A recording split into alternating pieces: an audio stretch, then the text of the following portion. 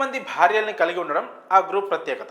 ఆచారాల పేరుతో బహుభార్యల్ని కలిగి ఉండి మత గురువులు తీవ్రమైన లైంగిక నేరాలకు పాల్పడుతుంటారు. అలాంటి ఓ గురువుకు అమెరికాలోని ఓ డిస్ట్రిక్ట్ కోర్టు 50 ఏళ్ళు జైలు శిక్ష విధించింది.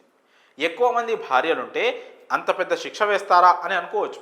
ఇంతకీ అక్కడ ఏం జరిగిందో ఇప్పుడు చూద్దాం. అమెరికాలోని అరిజోనా రాష్ట్రంలో ఓ మతవాద గ్రూప్ ఉంది. దాని పేరు fundamentalist church of Jesus Christ of letter day saints. ఇందులోని సభ్యులు మహిళలను ఆధ్యాత్మిక భార్యలుగా పేర్కొంటూ లైంగిక నేరాలకు పాల్పడుతున్నారనే ఆరోపణలు వచ్చాయి.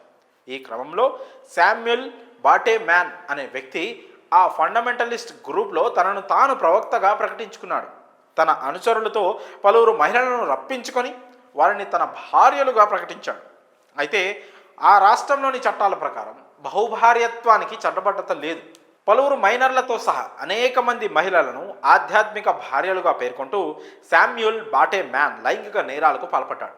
తన లైంగిక వాంఛను తీర్చుకునేందుకు వివిధ దేశాల నుంచి బాలికలను అక్రమ రవాణా కూడా చేయించేవాడు. తీవ్రమైన లైంగిక ఆరోపణల నేపథ్యంలో మతగురువు శామ్యుల్ను 2022లో పోలీసులు అరెస్ట్ చేశారు.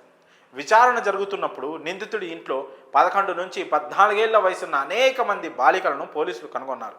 కేసు విచారణలో భాగంగా లైంగిక ఆనందం కోసం బాలికలను మహిళలను అక్రమంగా రవాణా చేసినట్టు నిందితుడు ఒప్పుకున్నాడు.